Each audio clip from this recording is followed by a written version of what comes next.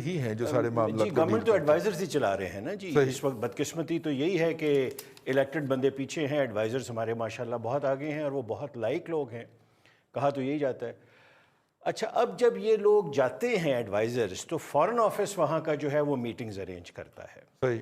اگر وہ advisor prime minister کے نزدیک ہے تو جو وہاں ہمارا سفارت خانہ ہے وہ بہت زیادہ احتیاط سے ان کی میٹنگز ارینج کرواتا ہے. یہ ہماری ٹریڈیشنز ہیں, سسٹمز ہیں ہمارے.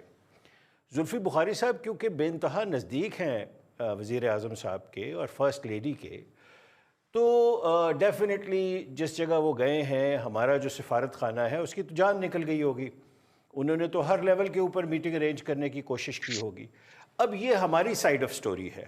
دوسری سائیڈ آف سٹوری یہ ہے کہ ان کے فارن آفس جو ہیں وہ گریڈیشن پہ بہت زیادہ بلیو کرتے ہیں. مطلب اگر ایک منسٹر جائے اس کا پروٹوکول بالکل ڈیفرنٹ ہے, ایک ہیڈ آف دی اسٹیٹ جائے اس کا بالکل ڈیفرنٹ ہے, ایک چیف ایگزیکٹو جائے اس کا بالکل ڈیفرنٹ ہے, ایک ایڈوائزر جائے اس کا بالکل ڈیفرنٹ ہے.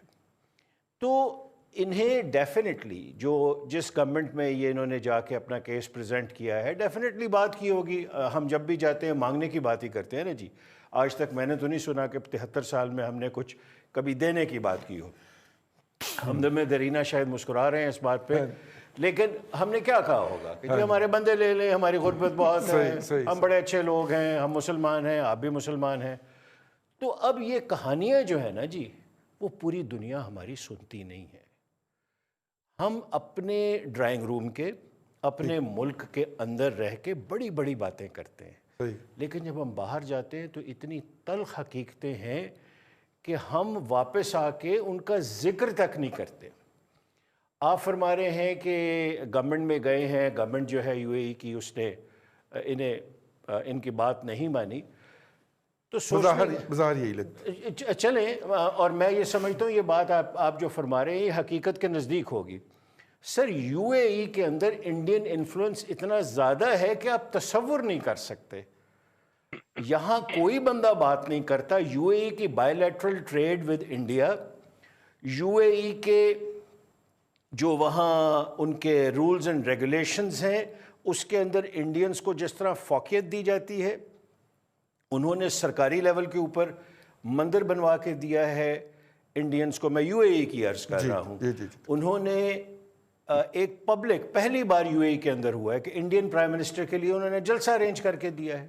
اب عرض یہ ہے کہ وہ انڈیا کے ساتھ بہت تھک ہیں, اور ایڈوائزر لیول کا بندہ اس ریلیشن شپ کو انڈیا کے ساتھ کے U A E versus Indian relationship پہ کوئی اثر نہیں ڈال سکتا. انسگنیفیکنٹ ہے.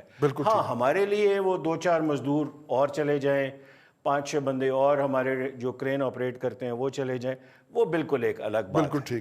بالکل ٹھیک ہے. ابھی ظاہر ہے کہ ایڈوائزر لیول کا بندہ اگر اثر نہیں ڈال سکتا تو ابھی جناب انڈینز نے گالیاں بھی بکی ہیں جی یو اے ای والوں کو, اور کافی زیادہ سوشل میڈیا کے اوپر ہوا ہے, لیکن عرب ان کا کچھ نہیں کر سکے, بگاڑ سکے. انڈینز وہیں پہ. اگر ایک اجازت دیں میں عرض کروں, ایک اگر اجازت آپ کی طرف سے. یو اے ای کی ایک شہزادی نے پاکستان کے حق میں ٹویٹ کیا تھا, بہت مشہور ہوا, یہاں اخباروں میں آیا. ٹھیک ہے سر, اس نے سر 5ویں دن انڈین تمام لیڈرشپ کی تعریف کی. میں نے وہ ٹویٹ خود پڑھی ہے, اور اس نے کہا کہ I am proud of Indian leadership, اور ان کے ہسٹوریکل پرسپیکٹو میں جو لیڈرشپ تھی اس کے متعلق اس نے کہا کہ میں انہیں فالو کرتی ہوں. ٹھیک. تو یہ سر حقیقت ہے. یہ حقیقت ہے.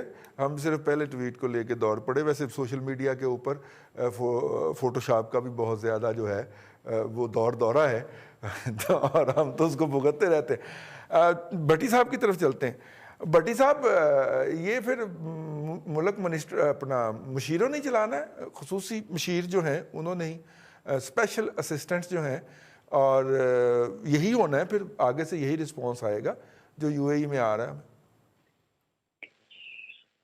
دیکھیں رضوان صاحب, جب یہ گورنمنٹ ان پلیس ہوئی پی ٹی آئی کی, عمران خان صاحب پرائم منسٹر بنے, اس وقت جو ہمارے سعودی عرب اور یو اے کے ساتھ پہلے 1 سال کے اندر تعلقات تھے, ان میں بڑی گرم جوشی تھی, اور آپ نے گاڑیاں شاڑیاں چلاتے پرائم منسٹر کو دیکھا, لوگوں کو آتے جاتے بھی دیکھا, اور پھر $3 ارب ہمیں سعودی عرب نے جو ہے وہ دیے, और $3 अरब ही यूएई ने दिए। उसमें और भी लोगों का किरदार था, कुछ जो है वो चीफ ऑफ आर्मी स्टाफ ने भी रोल प्ले किया था। लेकिन पिछले 3 भट्टी महीने से साहब, अगर आप वो सारे लोग जिनका किरदार था वो अपने ओहदों पे विराजमान हैं, तो फिर अब क्या हुआ है सर? मैं यही बात करने लगा था कि इस वक्त जो सूरत हाल है पिछले 3 महीने से, वो एक खास किस्म की सर्दमोरी है जो मुझे नजर आती है सऊदी अरब और पाकिस्तान के दरमियान, यूएई और पाकिस्तान के दरमियान। और कोई उस तरह से ज्यादा दौरे भी अहम ऑफिशियल्स के नहीं हो रहे जिस तरह से पहले हो रहे थे, बल्कि मेरा नहीं ख्याल कि पिछले 3 महीने में कोई आया हो पाकिस्तान या कोई अहम मुलाकात हुई हो दोनों ममालिक के लोगों से, ऑफिशियल से बिलखसूस जो हाई लेवल ऑफिशियल्स होते हैं। अब इसकी वजह क्या है? क्या वो तवक्कुआत हैं जो उन ममालिक ने हमसे हमारी नई क़यादत से वाबस्ता की थी, क्या उनको मायूसी हुई, या फिर इंडिया के हवाले से जो मामलात चले थे कश्मीर के ऊपर और जिस तरह से इन्होंने OIC के अंदर किया था उसके वो बुनियादी वजह है, या फिर आपको मालूम है कि इन ममालिक के अंदर अमेरिका का एक अपना असर रसूख है, और जब से पाकिस्तान थोड़ा सा अमेरिकी असर रसूख से निकलने की कोशिश कर रहा है, तो उसके जितने रीजन के अंदर अलाइज हैं उनके पाकिस्तान के साथ जो है ताल्लुकात की नौयत भी तब्दील हो रही है या उसमें सरमोरी आ रही है। ये वो सारी सूरत हाल है जो कि ओवरऑल रीजन की इस वक्त जो इंडिया चाइना टेंशन है, पाकिस्तान के LOC के ऊपर जो भारत कर रहा है, इन सारे ये सारे मामलात जो है जुड़े हुए हैं। ममालिक के अंदर बाहमी दिलचस्पी और मफादात होते हैं, और ये जो हम कार्ड इस्तेमाल करते हैं इस्लामिक पैनल वाला, ये अब कोई ज्यादा मौसर नहीं रह गया, क्योंकि जो तुर्की और कुछ और इस्लामी ममालिक हैं जैसे ईरान हो गया और कतर हो गया, कतर के सफीर की जो है वो एक दिन पहले मुलाकात भी हुई चीफ ऑफ आर्मी स्टाफ से, तो उनकी जो सूरत हाल है वो आपस में भी उस तरह से इन इस्लामिक ममालिक की उस तरह से नहीं चल रही जिस तरह की चलनी चाहिए थी। भट्टी तो साहब, ये वजह हो सकती है कि पाकिस्तान का केस जो है वो भट्टी साहब, आज से 3 माह पहले तक सऊदी अरब और यूएई एक ही ग्रुप में थे, लेकिन यूएई ने चुपके से वारदात डाली, यमन में ईरान के साथ सुलह की और ईरान के साथ बराह रास्त भी अपने तल्लुकात बहाल कर लिए, क्योंकि उसे $20 अरब का जो बेनिफिट था साल का वो ठुकरा था और वो उसने उससे निजात हासिल की। और सऊदी अरब अब एक तरफ है और यूएई दूसरी तरफ चला गया है कि नहीं भाई, हमें तो वारा नहीं खाती यमन की जंग। तो ये भी इस दौरान तो एक वारदात हुई है कि उनकी आपस की भी पड़ गई है सर। रीजन के अंदर जो तेजी से तब्दीलियां आ रही हैं, ममालिक के बाहमी ताल्लुकात के अंदर भी उसी तरह से जो है वो तब्दीलियां आ रही हैं।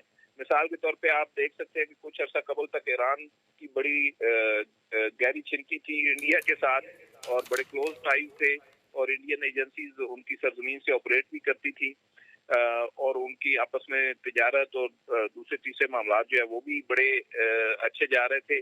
और इस वक्त जो आज की सूरत हाल है उसमें आपको नजर आता है कि चाबहार जो है वो चीन के साथ उनके मामलात हुए, इंडिया के साथ जो खींचातानी चल रही है, इंडियन सोशल मीडिया ईरानी क़यादत को जो है वो इसके ऊपर तनकीद का निशाना बना रहा है।